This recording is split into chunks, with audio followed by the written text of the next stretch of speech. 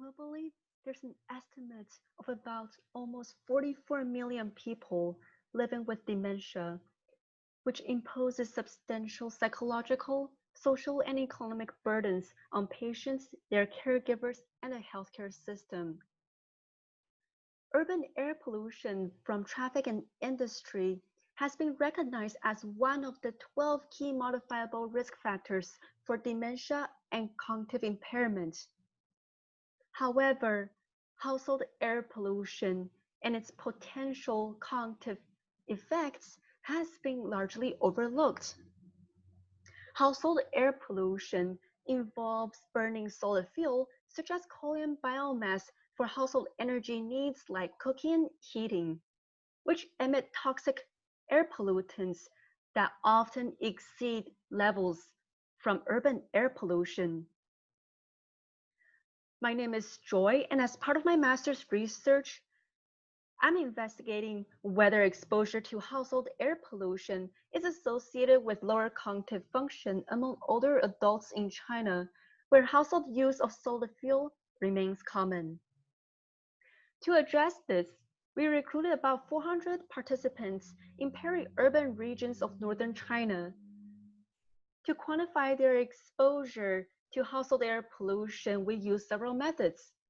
One, we asked our participants to wear personal exposure monitors to measure their levels of exposure to fine particulate matter, PM2.5, and black carbon.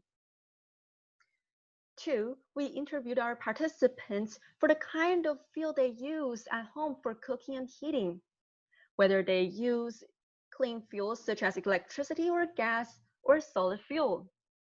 And for those who use solid fuel, we further quantify the intensity to which they use them, both currently and in the long term for the past 20 years.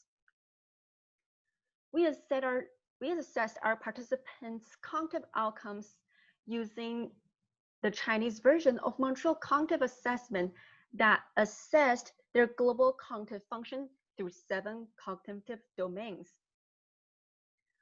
We quantified the relationship between our exposure and outcome variables through a linear model that, while adjusting for key sociodemographic, behavioral, and environmental covariates.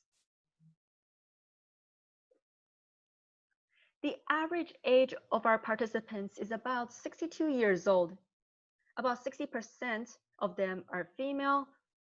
Most of them are agricultural workers.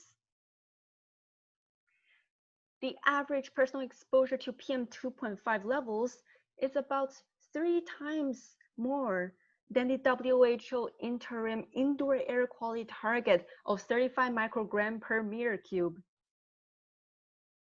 We observed that it is more common for our participants to use clean fuel exclusively for cooking than for heating. Our results generally suggest that the different measures for household air pollution is inversely associated with our cognitive outcomes.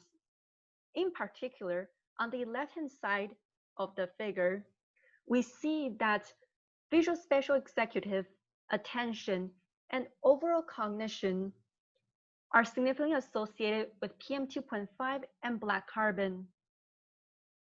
And on the right-hand side of the figure, we observe that attention is significantly associated with any use of solid fuel indoors for cooking and current and long-term indoor solid fuel use intensities.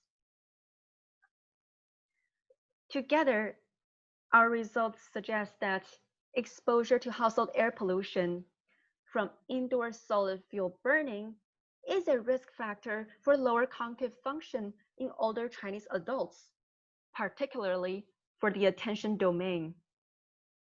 However, it is also noteworthy that exclusive use of clean fuel relative to using solid fuel may confer cognitive benefits that require further investigation. Thank you for listening.